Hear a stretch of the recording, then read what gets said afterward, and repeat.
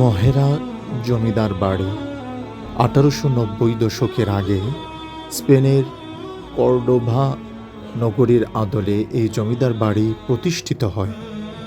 স্বাধীনতা যুদ্ধে পাক বাহিনী মহেরা জমিদার বাড়িতে হামলা করে এবং জমিদার বাড়ির কুলবধূ সহ ৫ জন গ্রামবাসীকে গুলি করে হত্যা করা হয়।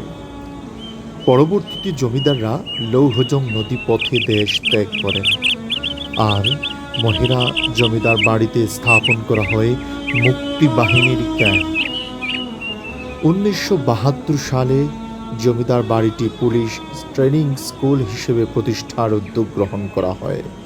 পরবর্তীতে ১৯৯০ সালে পুলিশ ট্রেনিং সেন্টারে উন্নীত করা হয়।